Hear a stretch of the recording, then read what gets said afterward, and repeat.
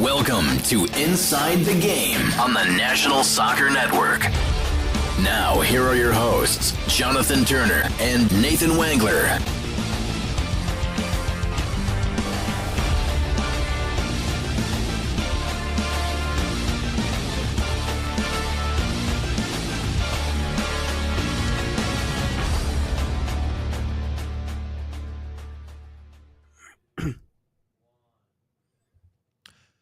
According to a recent poll, 9 in 10 Americans love turkey on Thanksgiving. Oh my Welcome God. back to Inside the Game. I'm Jonathan Turner alongside Nathan Wangler, Ryan Klinsky, our producer. And yes, I did Google that yesterday. I did ask some people. I did ask our soccer network social media accounts, and the vast majority would agree that turkey is the main component of Thanksgiving, regardless of your traditions and or your dietary issues. But yeah, Nathan, how are you doing? Isn't there something uniquely American about going against the grain, though? That's all I got to say. You know, I mean, going against the grain, doing your own thing. There's something uniquely American about that. That's all I got to say. So, I mean, the one dissenting voice out of the 10 might have a point. By the way, that's 10% of the population. All right. So, I mean, if we're going to stretch that out like big picture thing here, it might be 10% of the population. So, also, just cite your sources, man. Who did the study come from? Oh, it came from, I don't know. You can't say Google. Huh? That doesn't count. It's just. I'm just saying that doesn't pretend? count. Are you saying that Google doesn't count?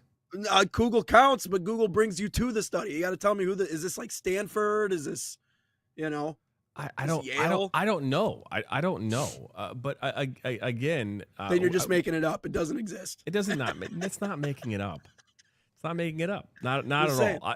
I firmly believe that the vast majority of the population, well over 70%, would agree that turkey is the main component of Thanksgiving. Again, after all, the actual image of Thanksgiving is a turkey. If you were to Google just Thanksgiving, it would be a turkey. Okay, guys. We could. You Google Christmas, a Christmas tree is probably going to show up in a picture. We talked about this yesterday, right? You might get some baby Jesus in there too, but there's a chance it's going to be a Christmas tree.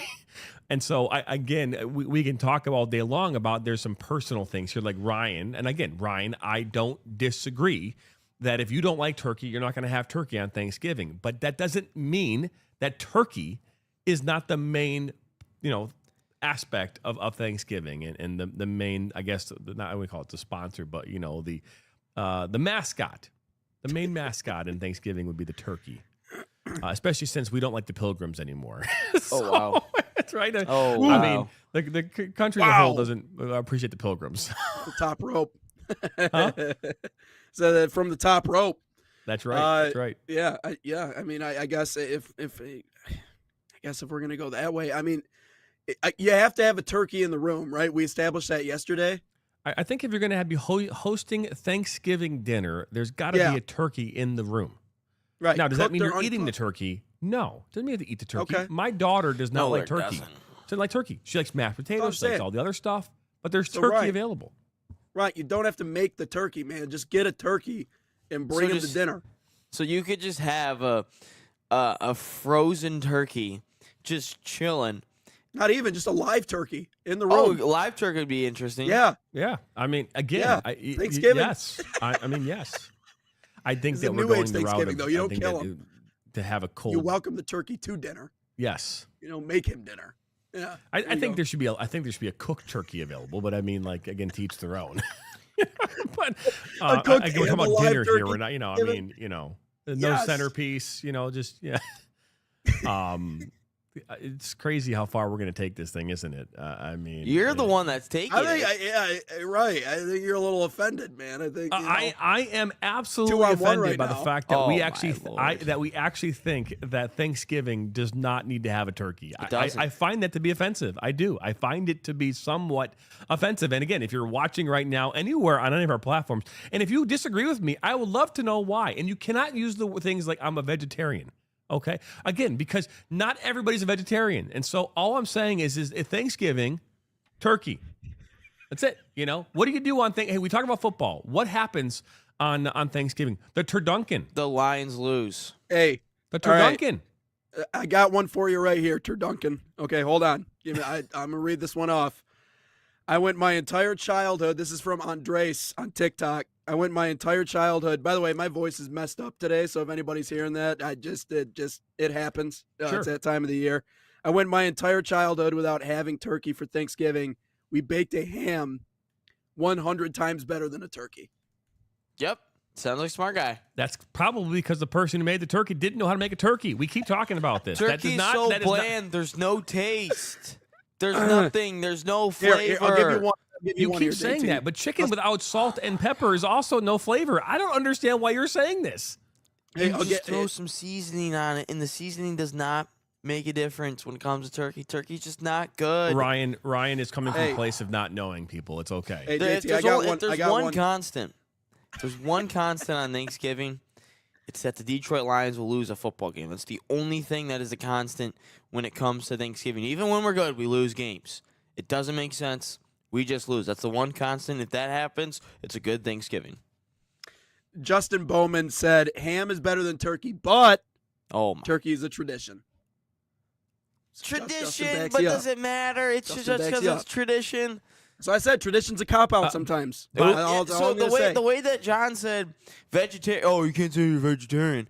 You can't just say it's tradition. We just have to do it. No, it just because it's tradition does not mean it has to be there. Ryan, but you're okay, so my question for you, your extended family, real quick. Are you talking about just you and your like immediate family? Are we having a dinner with the extended family as well for Thanksgiving? Yeah, it's extended family. Okay, so extended families, cousins, aunts, uncles, whatever. Yeah, they don't like turkey either because it sucks. But yet this guy eats turkey, processed turkey on his Yeah, because Thanksgiving, it tastes so- good that way. Hey, it's funny how it all That's works the out one with thing that's seasoning. weird and- about your argument. preservatives, Everything right. else lines up, but you're like, man, I could eat some turkey lunch meat, but the other Exactly, I stuff, could. nah. Just like I don't like tomatoes, but I like ketchup. It's salted and cured, dude. Just put some salt on it, And you're just good. like how I only like orange juice when I'm sick. I will not drink that unless I'm sick. Nate, I think you might need some orange juice. Yeah, I need some orange juice, bad. Well, we can belabor this all day long. I just want you guys everybody to know that, again, probably starting next week, we'll have some new hosts here joining me who believe in turkey on Thanksgiving. But Hey, Nate, it was a good run. It was fun. It was good. Can't believe it ended that quick. just trying to get inside the heads of again, it's interesting, right? Well, turkey sucks. Again, my wife will be cooking a Thanksgiving dinner for you so that you can try turkey the right way. Can I just say, I think my favorite part about yesterday was we're sitting here, we're arguing, and then all of a sudden John goes, hey, Bianca. Dude, I think that's why I lost my voice. I've never laughed at. It's been a decade since I've laughed that hard. God, that was so funny. Hey, Bianca. Just to come in and back Well, you up. the reason I brought her into this is because Bianca's she's not American, right? She was born in Brazil. She spent time in Canada, so she's been to two different countries, and she understands that Thanksgiving there's a turkey. And so I got the two Americans here who are like, no, who've been here their whole lives. Which I could almost. And again, Nate, what do you guys have on Thanksgiving in your house? Oh, we have turkey, turkey, ham. Yeah, Yeah, you have, the but you have rolls, turkey. Do you like Hawaiian turkey? rolls. I personally, I love it. I love. Okay, I so love why the dumping with gravy hell on it. why are you love turkey and you're sitting here agreeing with Ryan on his? I'm trying to understand why you. I want to It's dig America, deeper into bruh. this. It's America, bro. You can have whatever you want. Honestly, if I showed up to Thanksgiving and I only had green bean casserole and rolls the entire time, I'd be all right with that. I don't have to. You touch wouldn't the be turkey. disappointed. Okay, fine. Do you have turkey any other time of the year? Like, do you have a turkey Yeah. dinner any time of the year? Yeah, sometimes. Yeah. Yeah. You know, But once in a obviously, blue moon. but you don't make your own. Yeah. You go, mom and dad, they have turkey dinner. Little turkey. Yeah, or there's the turkey from Meyer. It's just like a personal turkey thing you can get. Yeah. And eat. Yeah, it's pretty good. Meyer has personal, like, pre-cooked turkeys, like on the rotisserie. Yeah. I didn't know that. I know they had the chicken. I know they had turkey. Yeah. That's nice. It's pretty damn good. All yeah. right. Well, there you go. There you go. Okay. So Nate just wants to be argumentative, and Ryan is just dug down to the fact he just doesn't like turkey. He likes processed turkey, is what Ryan likes. We all love turkey in one way or the other. It's just for some reason Let me we're ask not. this question: Yeah. if turkey dinner, Ryan, if the turkey itself was tasted the way that you experience your lunch meat turkey, would you want more of it? What if they just rolled a tray of lunch meat turkey out there? Would you have it? Yeah, and with some. I wouldn't eat. I don't eat it. It's not good by itself. Like you have to have it on a sandwich. Like it. Like See, a turkey's Hawaiian like- roll. You know? Turkey's like turkey. Here. Let me compare. Turkey is Christian Pulisic. He needs other things around it to be really, really good. AKA what he does at AC Milan compared to what he does for the national team. Turkey needs help. It cannot stand on its own. Turkey needs help. Turkey is not the type of guy that is going to go out there and win you games. He needs help. And Turkey needs help from other pieces like a cheese, like some bread, maybe some mayo, maybe throw some mustard on there, whatever it is. But it needs help in order to win. I don't disagree with you on that. Well, First turkey's off, a hurt good right club now, so sandwich, we're gonna have add to some bacon, substitute it right? with Some something tomato, else. you know, Do that. club Set sandwich. tomato. Nope, not tomato. How about gravy? Got to throw some gravy on your mashed potatoes. Do you like mashed potatoes? I like mashed potatoes. Do you like gravy? I don't like gravy. See, that's the thing too, right? You don't like gravy, so therefore you don't put gravy on your turkey, which actually makes it, again, that would be like the accompaniment, right? Do you like green beans? Hell no. Does not like green beans, any kind, right? Because I like the French cut green beans. What do you like the thin ones, Nate, or do you like the French cut ones? I'll go both ways. Yep. Green beans are like the 8th or 9th guy off the bench. Just not really necessary, but they're just broccoli? there. No, Broccoli? no. If it's Green warm, bean casserole? no. He No. doesn't like the Green green bean bean casserole. casserole I think that we is- put in there a is little bit top of three. what was that soup? That's top Cream of three. mushroom soup in that bad boy? In your Yeah. casserole? Yeah, see? Yeah, There you go. Anyways, So we're getting down to this. So with lunch meat and the accompaniment, maybe it works, maybe it doesn't. Either way, it doesn't matter. Here's the deal: we've got a great show lineup for you today. Oh, we're going to my talk. We are going to talk about other things other than Thanksgiving. Real quick, today is my son Nathan's 15th birthday, and so want to give a shout out to good old Nathan. I would text him, but Nathan has lost his phone for a period of time. And so this is, not that he's watching this right now, but maybe one day later tonight he can watch, later tonight you can take a look and after I say it to him in person. But So he shares a birthday then with my aunt. It's also her birthday today too. yeah.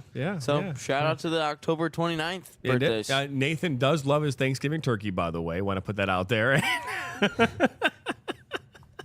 But yeah, happy birthday to my son Nathan. He's a good kid, like his father, a little bit of a knucklehead sometimes, but he's a good kid. So and hard headed like my two co-hosts here.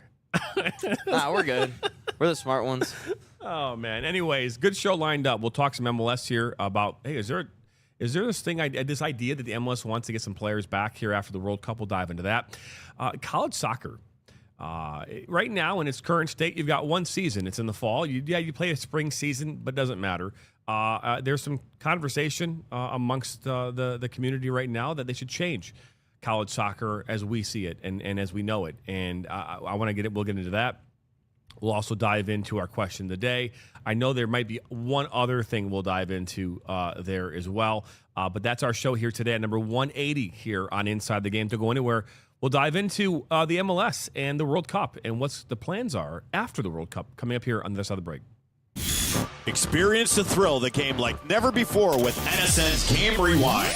Dive into full match commentaries enhanced with cutting-edge dynamic graphics. Letting you relive the highs and lows of your favorite matches in astonishing detail. Whether it's a championship win or a legendary play, NSN Game Rewind bridges the past and future with a broadcast experience designed to captivate. call 586-304-4405 And start watching today.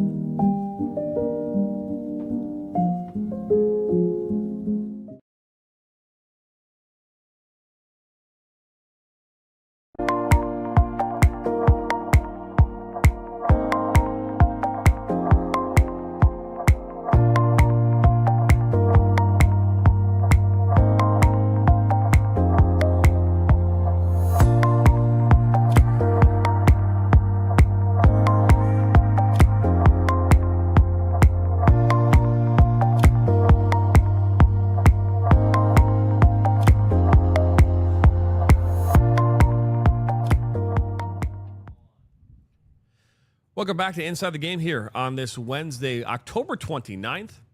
I'm Jonathan Turner alongside Nathan Wengler, Ryan Glinsky. And let's talk here MLS and World Cup and what are we looking to do here at the conclusion of the World Cup as it relates to U.S. men's national team players playing abroad? It's come out this week that the MLS is going to be interested in buying a couple of our USA men's national team players that are overseas, of course. They'll be trying to bring in a couple American players to their league during the summer of 2026 following the World Cup. And I think it's just probably just to build on some of that momentum if they play well. But the question is this something that will hurt or help our nation and or our national team?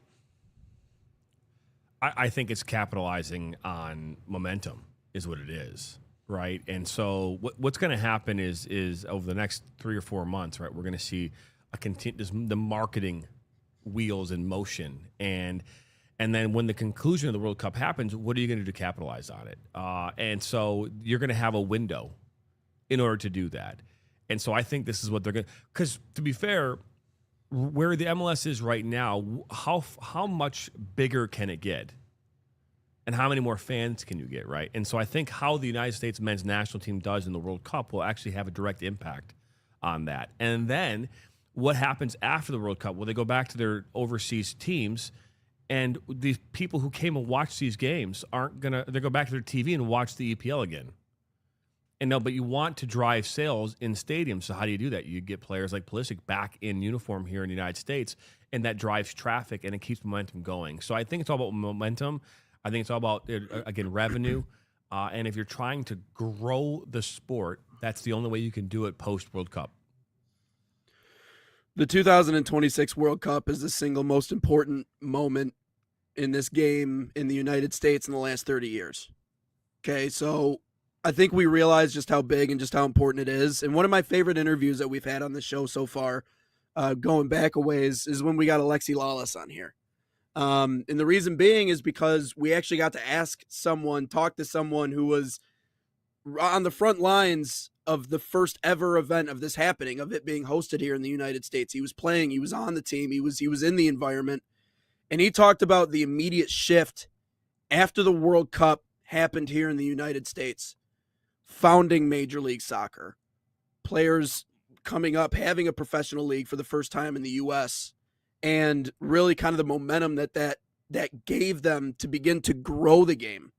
We've seen the amount of growth that we've seen in the last 30 years, whether that be reffing, whether that be education, whether that be the academies, whether that be anything that you look at in terms of the soccer landscape in the United States. Popularity has gone up, certainly, in the last 30 years. All of that, or at least a good majority of that, stemmed from the World Cup itself. And so what does the leap look like now in the United States when we have it here in 2026? The way I look at it, like, these are two separate questions. Like, what it does for the national team, I don't know if it has any sort of adverse effect on the national team. Even if they did come back to play in the United States, I don't think that necessarily takes away from the type of player they are or the level of play. Maybe somewhere on down the line you could say, oh, it had a negative effect. But I don't think about the national team directly in this situation. The impact it would have on the nation to be able to bring those players here to the United States to play would be immense if we were able to convince them to do so. That's the difference in my mind. But it's the convincing of those players to come here to play, even after having the World Cup here and play in Major League Soccer. That's the hardest part. Because we looked at the Michael Wilbon quote the other day, and some people might look at that as, oh, okay, though that's a general statement on soccer.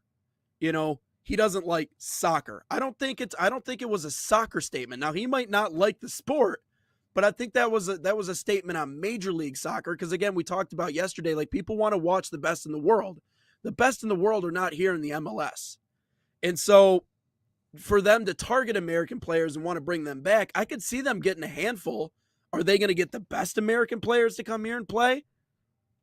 I would argue probably not, because those guys want to be amongst the best, and the best are in, again, the Premier League, the Champions League, and everywhere else. The MLS can get close, the MLS can grow, but I don't think it's ever going to get to that level. But in terms of an overall impact on the soccer landscape in the United States, it could have a massive impact. Last time we did it, we got our own professional league. And everything kind of launched from there. So what does the second wave of that look like for U.S. soccer? I would say I think they're definitely going to get a couple of players that are overseas, and I'm thinking of a couple of names here in front of me that I could see kind of come over here. I think a Gio Reyna could definitely come over here. I think Brendan Aronson could come over here. I think a Mark McKenzie could also come over here. But I think that they will definitely have to. I think they're going to bring a couple of players over, or from overseas back. I think a Josh Sargent maybe would also. But the players like a Christian Pulisic, an Anthony Robinson, a Tim Weah, Weston McKennie, Tyler Adams, those players that are a little bit of step. By the way, Tyler Adams, what he's doing in the Premier League this year is unreal. Like, this kid is an absolute stud right now. We'll talk about that in another day. But those players are established. They are not coming over here to the MLS to play again. And they'll play in the MLS when they're 30-something after the 2030 World Cup, whatever it is. I think they will. But I don't think those players are going to come over here. And I think that would hurt us in the end if those types of players come over here. I don't see them coming over to America to play in the U.S. I think they would proceed to play in the Champions League, play overseas, and play with the best talent. But I could definitely see some not younger players, but some fringe players for their team come over here, make that jump back into the MLS and dominate. I could definitely see that. And I would, to the answer of my own question, I think it would hurt us more. It would hurt us from a national team standpoint, but from a league standpoint, it would continue to grow. Yeah. Well, and the money is comparable too. I mean, that's the other side of the conversation that we need to address, because the money is there for Major League Soccer. Like, the resources are there. They can make it happen. They can make anything happen. I mean, hell, they got Messi. So, I mean, that to me, I think proves that you have the ability to pull anyone, at least from a financial perspective. But you're right. I think the top end players probably not. But even if you can just nab like a Brendan Aronson or Josh Sargent or any of those players, the bubble players, if you can get those guys to come back, that's a massive step in the right direction for Major League Soccer. That's a big step. Again, I can't foresee the future in the way that maybe we would want to. I think how successful this U.S. men's national team in the World Cup will dictate a lot of things. I don't think necessarily it will. No, I think it will, because again, if you're a player, right? Think of this from this perspective, right? If you are a player, you have a publicist, you've got managers, and all those things, right? And if you have an unbelievable showing in the World Cup, if you're Tyler Adams, and you are doing great right now, but you do even better for the men's team in the World Cup, and your price, your worth, your value goes up, and it goes up here in the United States, I think players will absolutely jump ship for more money. And so I think that the opportunity to have more exposure, to increase their brand awareness, all those things in America are far more important than brand awareness over in Europe. And so I think that if you're in it for the long haul, if you want to make money, right, because here's the thing, right? The payday for Beckham was at the tail end of his career in the EPL, right? But he made a ton of money while he was here. I would argue he probably made more money here than he did over there. And so I think if that is and again, right now, Tyler Adams makes good money over there. Could he make better money over here? I would argue that yes. I think Tyler Adams would make more money here than he is over there. And so if he's about finishing out his career, if he's about brand awareness, if it's about creating, this opportunity for him to do what other players that have come before him that have been European, I think players will jump ship if it makes sense. It has to make sense, though.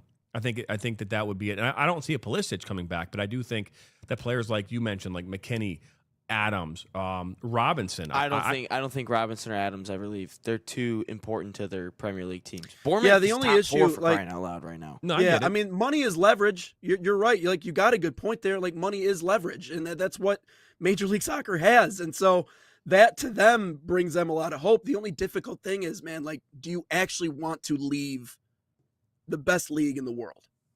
Do you actually want to leave the maybe league, you want to come home. Maybe I get it. Yeah. Maybe you want to be home. Maybe you want to be And so I think that there's something to be said about, again, it's different for the European player coming here. It's completely different for the player who was born here, raised here, wants to play here. And if they come into this environment and they are just accepted in this whole, they see what is capable as far as being in these environments, these stadiums. I absolutely do think that might make a player jump ship. I do think one impactful American player making that decision could change the tide of all this. I will say that. Like, if one of those top premier level players decides, hey, I'm going to take the money, I'm going to come back to the United States, I'm going to be the face of the league, right? They can put me in commercials, they can promote me. I mean, as much as I love Son Heung-min and as much as I love Lionel Messi, it doesn't really matter what commercial you put them in. Unfortunately, they're not Americans, so they're not going to hit the American audience quite the same as an impactful top-end American player coming back to Major League Soccer. I will say that. I think one out of that list, and Ryan, you listed off a lot of the names, the top-end names that would never do it, right? And, what did Justin Bieber say once upon a time, right? Never say never. So there's, in my mind, there's always a chance. And if one of them decides to make that choice, it could change everything for Major League Soccer. Yeah, I could definitely. Right now. Hold on. I could definitely see.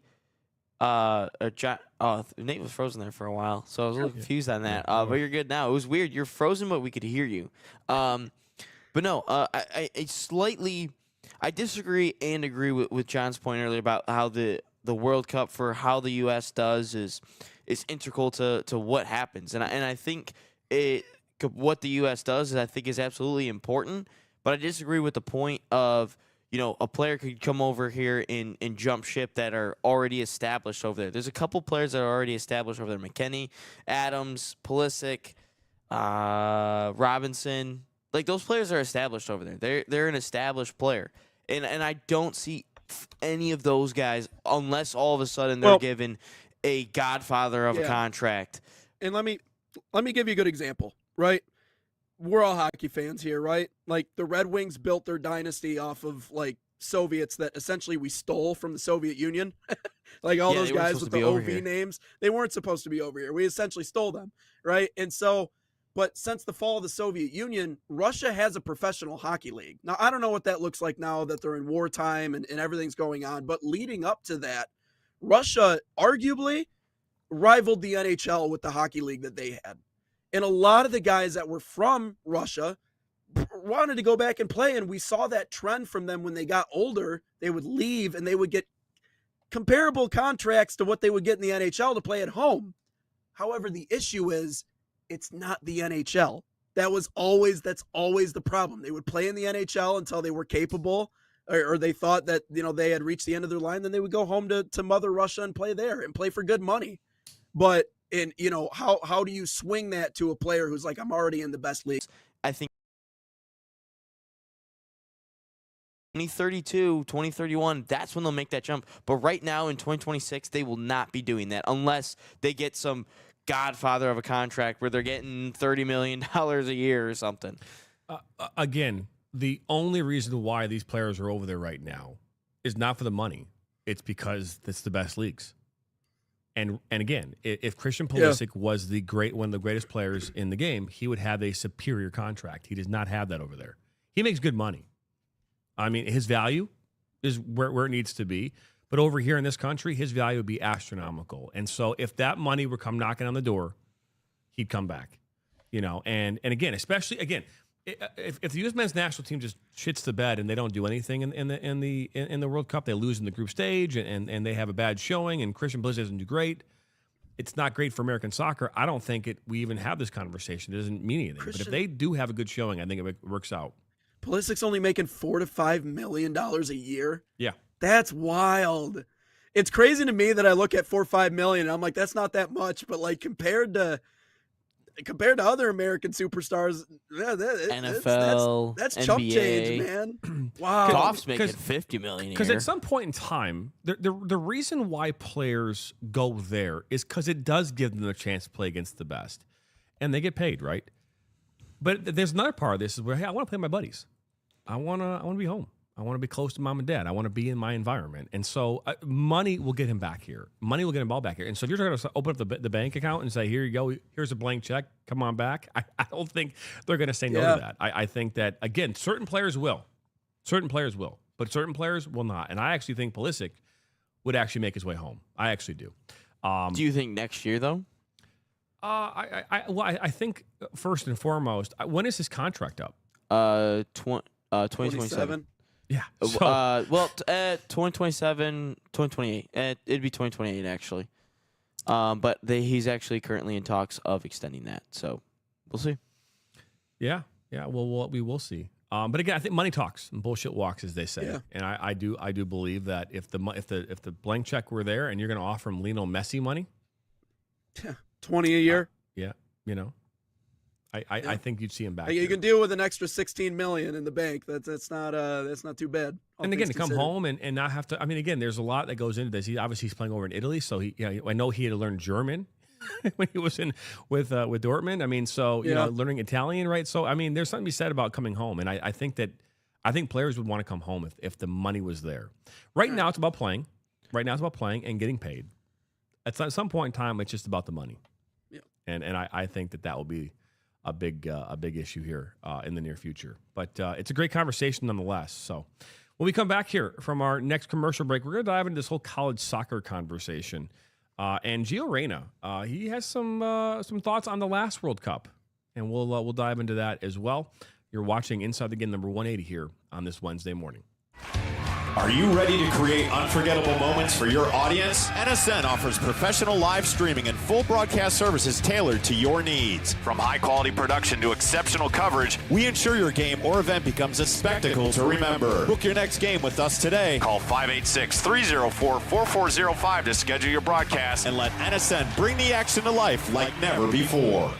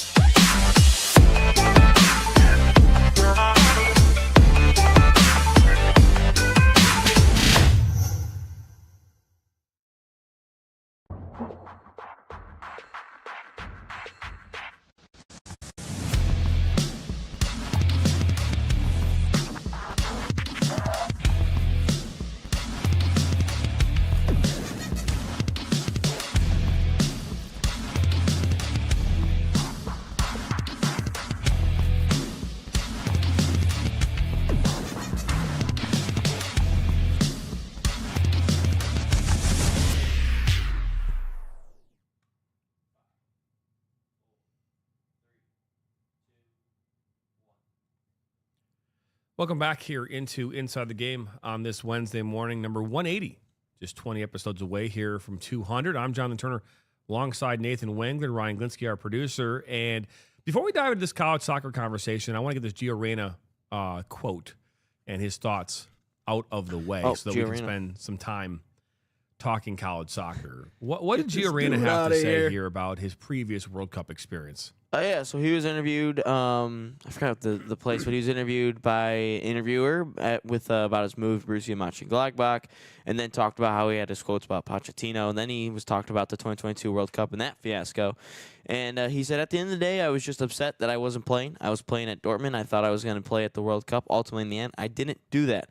I guess the frustration and the disappointment was just wanting to play and help my country. It's in the past. I don't even want to talk about it anymore. He does say, though, later on in the interview that he does think about the World Cup and what happened quite a bit, actually. I would imagine he probably would. I mean, Yeah. you know, and unfortunately, this isn't like U13 soccer where what you do with your team isn't going to hit the national stage, right? And so, in this case, international stage. I mean, it was a complete and utter debacle. I mean, to be fair, I mean, Berhalter, I mean, should have lost his job over that whole nightmare, or was suspended over that whole nightmare. Then You know, he it's got like back. it's like I came back. It's like what happened in that whole scenario between Claudio Reyna, Gio, Berhalter, and U.S. Soccer was a complete and utter disgrace. And so, yeah, I would absolutely feel bad that he has to think about that on a regular basis. But at the same time, that might also be the reason why he never walks back into a World Cup ever again. You know, because again, the one thing I've learned in my lifetime is that sometimes second chances, they don't come. Yeah, they don't. You don't get them. You one and done. How many players have gone into U.S. men's national team camp or been invited to a trial and they didn't pull through, they didn't have a good showing, and they've never been welcomed back? Or, hey, you have a player who got themselves in trouble and they're no longer on the team. Everyone knows about it. They don't get a second chance. Yeah. You know, and so I think that's a real thing in our world. And as much as it sucks, it is the reality in a lot of cases because there's always a next man up mentality, right? There's always a player who's waiting in the wings. Right? Doesn't matter where it is.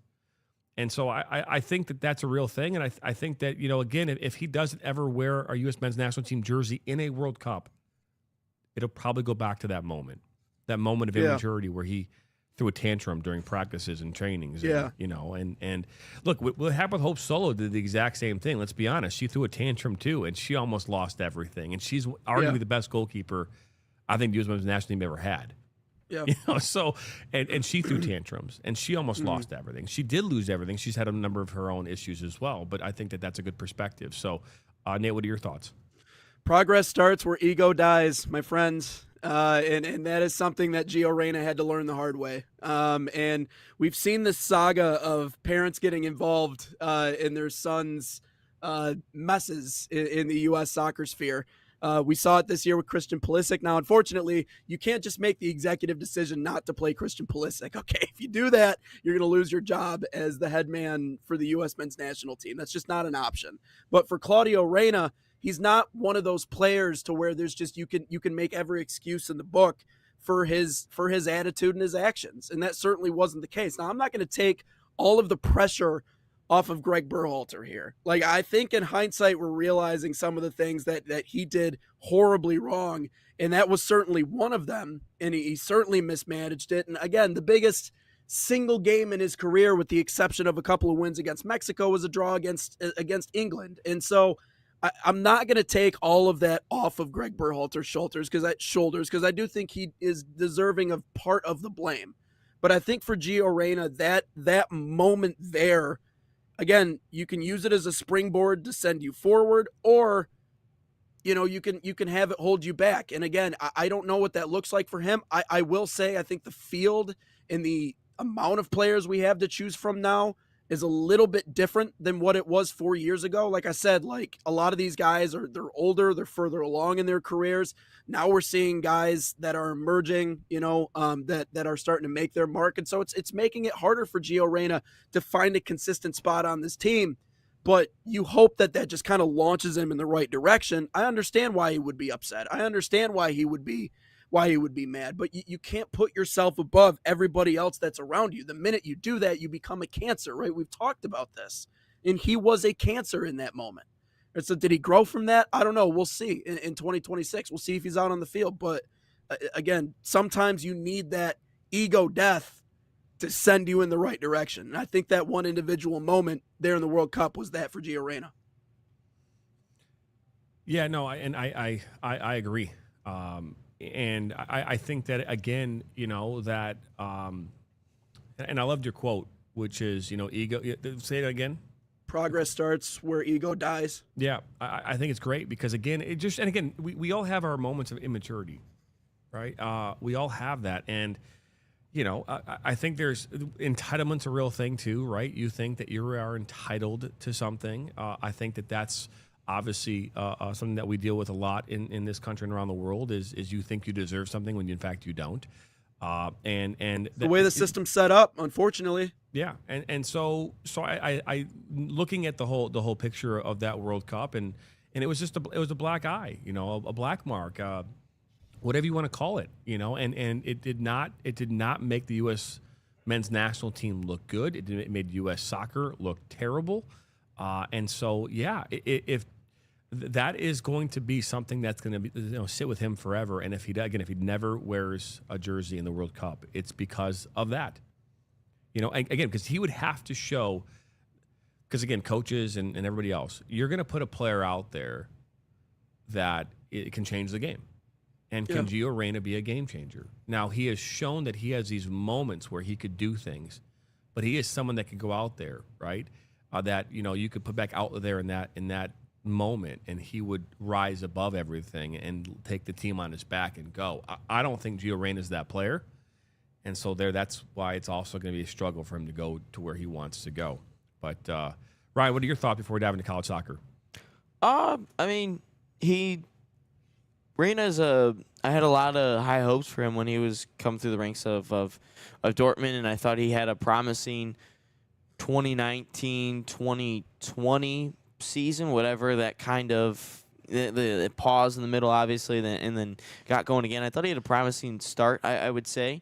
Him and Haaland were really good, and Haaland called him the American Dream. But he hasn't lived up to that up to this point.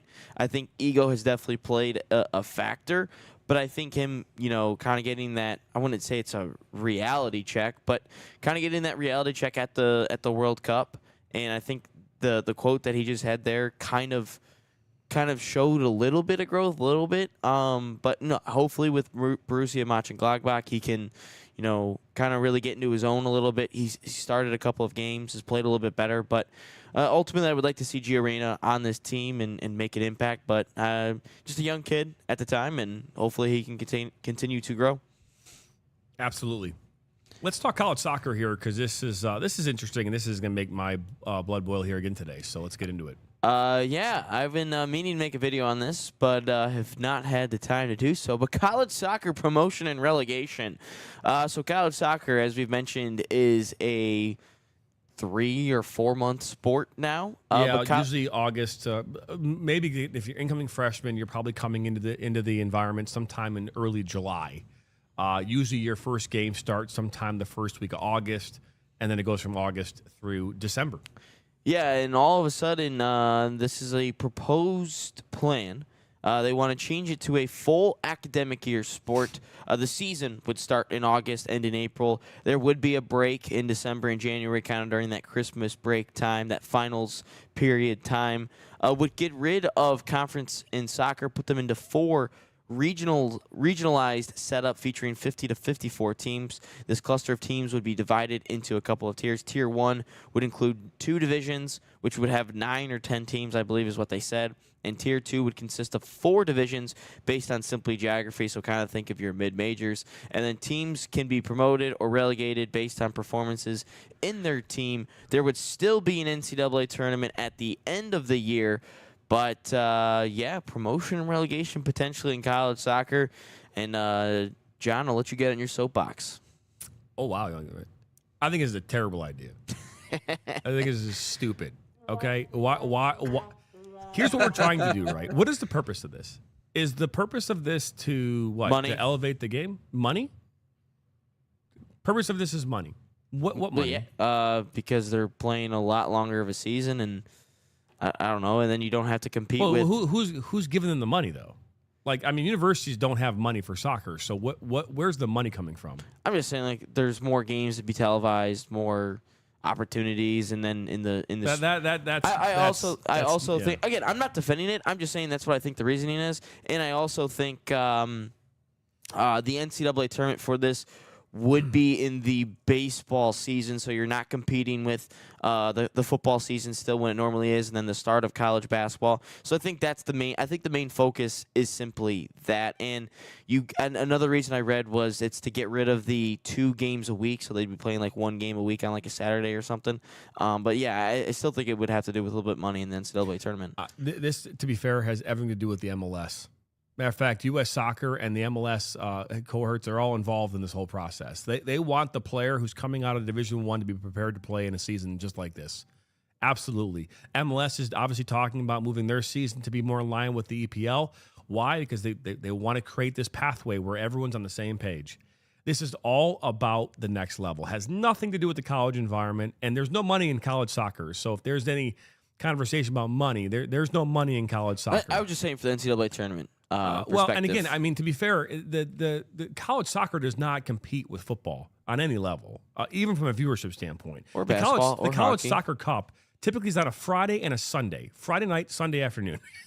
So and it's so I don't buy that. Again, I understand what you're trying to say, but this is all about creating an environment where the athlete who's currently training right now goes all year round. They're preparing their body and the way they play for the next level.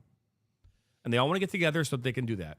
Because they think that that's what's going to make the player better and more well-rounded going into the professional environment, since the academies, by the way, were created to create a pathway for players to go from club to the academy to pro. That's what they were established for. They were not established to send them to college, but that's turned into, well, you're in the academy, you're going to go to college. And so now, while they're at college, they want them to have the same academy environment. It's exactly what they want. They want the same environment. So what do? You start in the spring, in the fall. You go all the way through the school year, and you end at the end with a tournament. That's exactly like every other school, academy, MLS, whatever you want to call it, all around. Let me ask you this, just because they're just trying to mimic that, and so that they prepare these players. That's it. Let me ask you this, just because I'm curious, because I know we've talked about how it's a battle between college and the academies, right? Like there's the unique thing. Well, college and academy they don't battle against each other, because the academy it's over with when you're out of high school. I think Nate's referring to the MLS academy in the college game. I think. Yeah, but they don't coexist. You know what I mean? They're not the same. Like a kid who's in high school right now, right, who's going to graduate, isn't going to be. He can't play in the academy next year. He has to go play college, go play pro. Like he can't. I think Nate is going after the MLS academies that are continue to grow through, like the under 21s, the under 23s, under 8, whatever it is, compared to playing in college. I think that's what he's getting at. Yeah, that's what I'm trying. So like getting on the same schedule and creating a relationship that's a kind of conclusive together for the two sides, right? So we can filter more of those top players into college soccer. I mean, I don't necessarily see that as a terrible thing. The other thing that I'll say, JT, and you and I talked about, and people got us on social media about this, and I thought it was funny because it is a wild long shot, and I don't think it would ever actually happen. We talked about making like a game day for soccer, like making like a one day where we like get the media involved and everybody knows that it's on this one day. That's something that it gives you the opportunity to create something like that if you stretch it out the entire academic year. Like there's more flexibility with what you can do with the games and who's playing. Also, let's remember, if we have a tiered system, if we have a top tier, that means you're only getting top tier matchups. Like we're not, Michigan's not playing who the heck knows and scoring 8-0 on them on a Wednesday night. Like it actually might create exciting matchups after exciting matchups, like week after week. So there might be a little more flexibility. There might be something to be said there. I don't think that it's, I see what you're saying about how it is completely based off of the MLS, but I think there might be a little bit of wiggle room to maybe create something out of this, to where we can see a little more hype around the matchups we see, if it is just once a week, but we're getting tier 1 matchups. Yeah, you're still going to have non league games. You're still going to have teams. Oh yeah, right, exactly. That's still not going to. I mean, again, but they do that in the pros too. Well, I mean, for the most part, at the MLS level, the only non-pro team you're going to play is going to be in the potentially U.S. Open Cup. There's no other. You see a friendly that's not televised between, whoever and whoever, but most of those games are all going to be the teams that you're going to play throughout the season.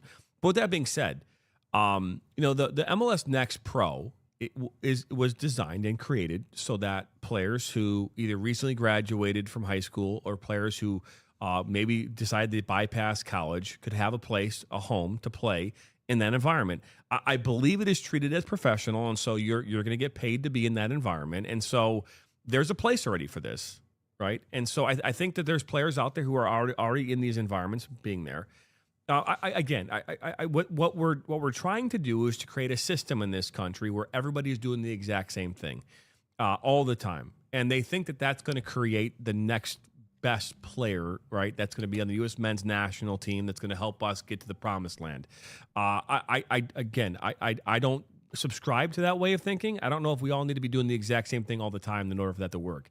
And again, there's a reason why they call them professionals. There's a reason why the MLS exists and why they play in those time periods. So I do not support this change in college soccer. I think that if it, just like high school, there's something special about high school. There's something special about the fall in your high school soccer environment, in the high school football environment, right? There's something to be said about the fall.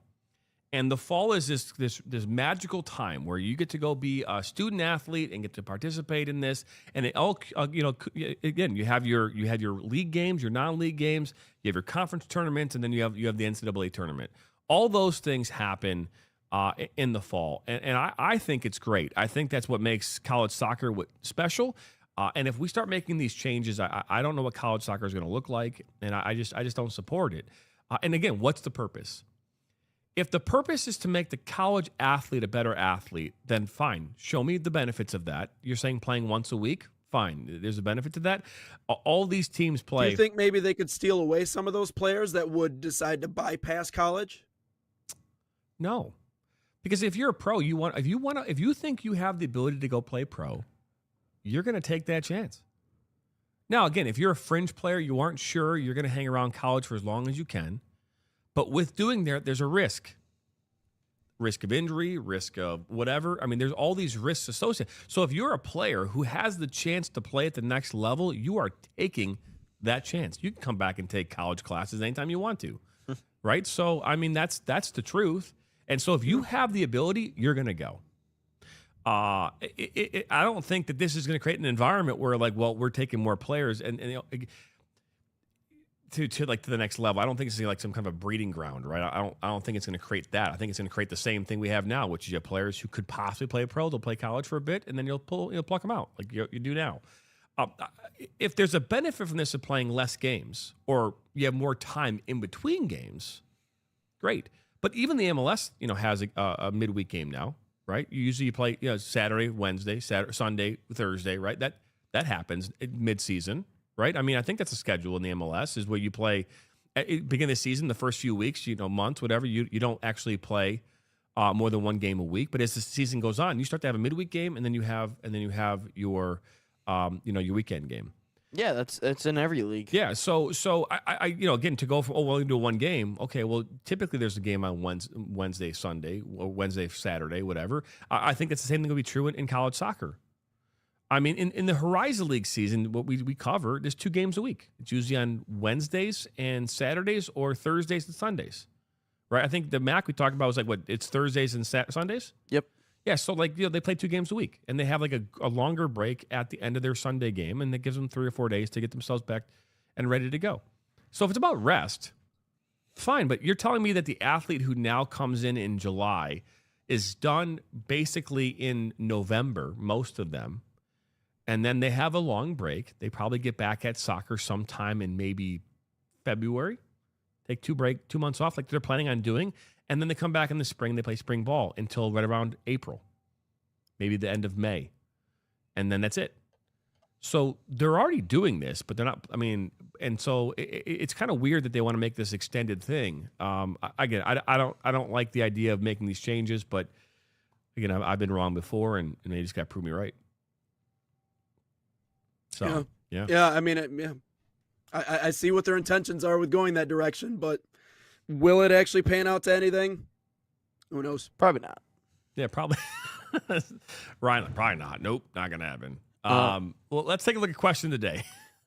Question of the day is actually kind of similar to what we just talked about. But Salt Athletic, an official sponsor of us here at the National Soccer Network. Use promo code NSN15 to save 15% off. Scan that QR code on your screen or visit saltathletic.com today. And I kind of already know the answer to this one, but I'm just throwing it out there because I think it's a little bit funny too. Why does every league in America want a promotion and relegation system except the MLS? I just want to ask if that was ever or every, Ryan. Why back on does the screen. Put yeah, that on the screen. it's, Well, it says typo? every. Yeah, it's supposed to be I just every. want okay, good. I just wanted to put that out there that that wasn't my eyes challenging me. That was actually you just didn't spell it right. Okay, good. So why? Because it's like what did everyone grow up watching? Who's in their their 20s now and their early 30s? They watch Pro Rel across the pond. And we're now infatuated with it. They're infatuated with the fact that a team can go up and a team can go down every year. We're infatuated with that. Even at the high school level, if you play in the Oakland County OAA, right? There's the red, there's the white, there's the blue, and there's those three. And so if you finished in the top of the white division as the number one, you can go up to the red next year. Finish at the bottom, you can go down to the white. So we're infatuated with going up and down. Even happens in football, basketball, and all of Michigan sports here, high school sports. But let's be honest here. What will happen if we talk about what we just talked about for a second? Okay, you're going to sit there and okay. So we know off the bat that Michigan State, basically any Big Ten team is going to be in that top tier, right? In this cluster, as they call it, right? The cluster, tier one cluster, right? And then what are you going to have in the second tier, right? You're going to have the Western. Well, actually, Western Michigan, I would actually imagine would be in that cluster, that top tier. But you'll have a bunch of Horizon League teams and some MAC teams thrown into that top tier, this second tier. And what's going to happen? They're going to be in the exact same boat, which is tier 2, 98% of the time, because that's where they would belong. So nothing will change. I mean, do you think Buffalo is going to all of a sudden just be the best team ever and go tier 1? No, they're going to be Buffalo still. Yeah. Well, so the one thing I'll say. Yeah. Go ahead. I'll tell you why it is. The why it is because look at every other league in the United States. They're all closed structure leagues. Like that you can't enter or leave. Like the NBA, you're not going to see the Pistons get relegated to the G League, right? The NHL, you're not going to see the Wings get relegated to the AHL. In Major League Baseball, you're not going to see the Tigers get relegated to AAA. Like that just doesn't happen. So the MLS, like all the other leagues in the United States, is a closed off league. You cannot enter or leave. You can enter, but there's a lot of there's a process and dues and money that you have to put in order to get in. So that's why it is what it is. Why we don't have Pro Rel. I mean, we talked about the logistical nightmares of it, but also like, how are you going to convince an American owner who has millions upon millions upon millions of dollars, hey, your team didn't do well this year, so now you're going to be a part of the USL or whatever that second level is. Now you're going to be a part of this league, and now you're going to play in front of 5,000 people as opposed to playing in, a 30 whatever, however many is 1,000-seat stadium. You're not going to be playing at Gillette Stadium anymore. You're going to be playing at, I don't know, this Division III college, like how are you going to convince American owners that, hey, sorry, you're going to lose out on a ridiculous amount of money. You might not survive this send down, but good luck, best of luck, best to you. And the truth is like we don't a lot of places in the United States don't have the type of fan support and money and resources flowing in the way that these European teams do. Because even if a European team gets relegated to a lower level, they're still gonna sell a ton of merch. They're still gonna sell a ton of tickets. People are still gonna flood the gates and come to the games. It's not gonna stop any of that. But if you're talking about a team in the United States, that might be something completely different. But I'm not going to be the one to convince an American owner that that's the right decision. And truthfully, it takes all of them coming together to make this decision. Like even if one or two of them are like, yeah, I wouldn't mind that. It's not going to work. So a couple comments coming in from the TikTok chat. Mick Jack looks like he got out of his work meeting this morning, but he said 2 questions. He says, I would like to see promotion and relegation in the NHL. And then the other one, going back to the question of the day, his response is, because everyone else hasn't paid an inflated price to enter the league. I don't know why that would even be a thing. What does the inflated price have anything to do with this? Because you have to pay to get into the league? Every league has a buy-in. And they're all inflated. I don't know. I mean, again, it's like a franchise. Too. Every franchise in America, you have to pay a franchise fee. That's just free money back to the company who has the franchise rights. And so then what do? Then they start gouging you for everything and nickel and diming you for everything. Marketing costs, this, that, and the other. I don't blame the league for that. That's the cost of doing business. But Again, every league has their right. I have yet to see a league the way you pay the buy-in price or you pay the franchise fee, so to speak, and it's worth the money, right? Where it's not, it's all equal. I would love to give me an example of when you paid the money and it actually made sense. I was like, oh, that was the right amount of money to pay to get in that league. Vecchak also says, if I pay $500 million to join the MLS, I'm not willing to risk relegation. Yeah, and that's what I'm saying. Like the amount of money that you invest just to get in, facilities, all of it, man. Like it's like good luck. Yeah, that's why the USL is doing what it's doing. That's why USL is USL is in a perfect place to be able to kind of make that work, right? Yeah. The buy-in is not that kind of money, right? And again, between their USL 2 and W and League One and USL Championship, there is a natural way in which it makes sense because USL League One, they're playing in front of 4,000 or 5,000.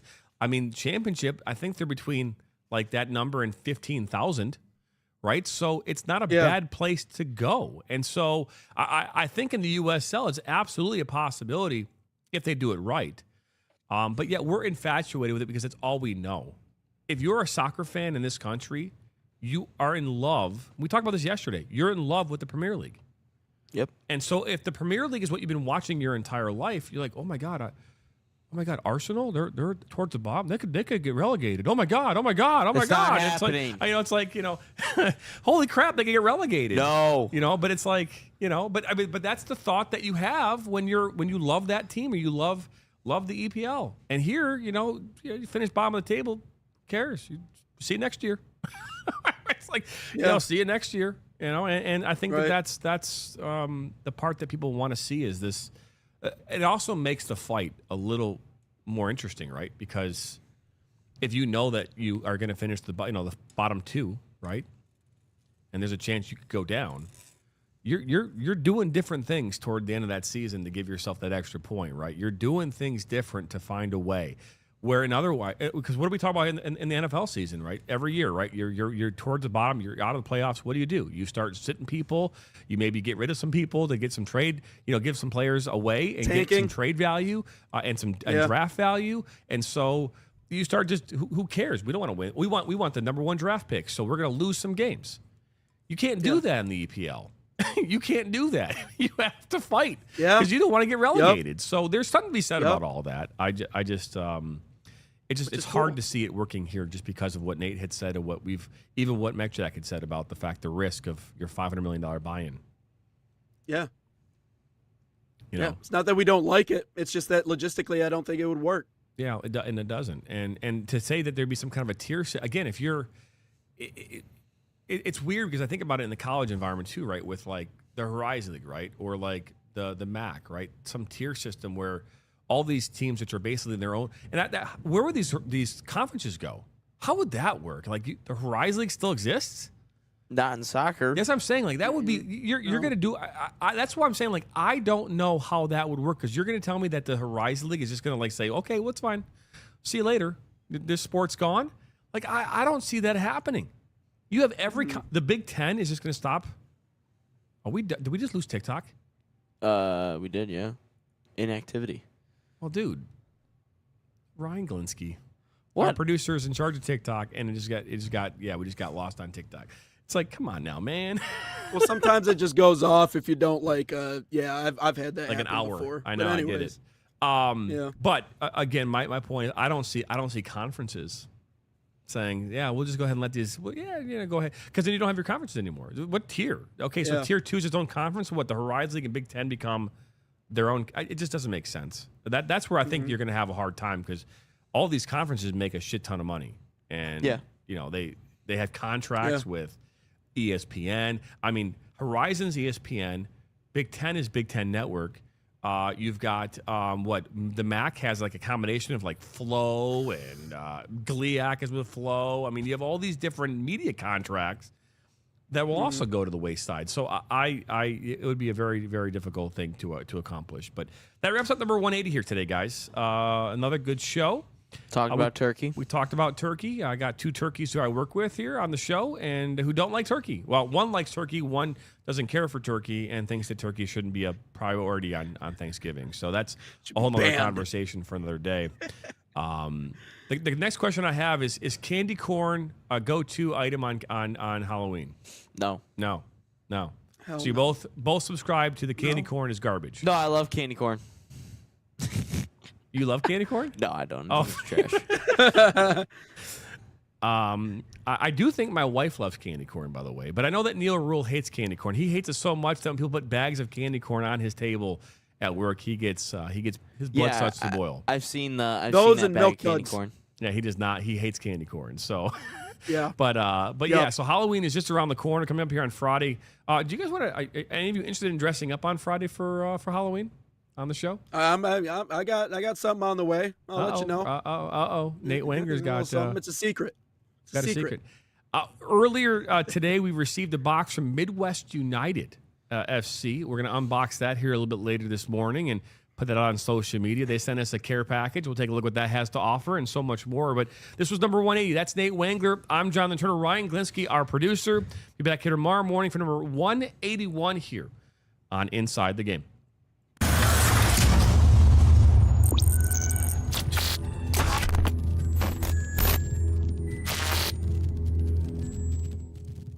From the biggest matches to the hottest takes, Jonathan Turner and Nathan Wenger bring you the stories, the analysis, and the edge you won't get anywhere else. Streaming live weekdays at 9 a.m. on YouTube, Roku TV, Facebook, Twitter, and all major platforms. No filters, no fluff, just real talk, real soccer. This is Inside the Game.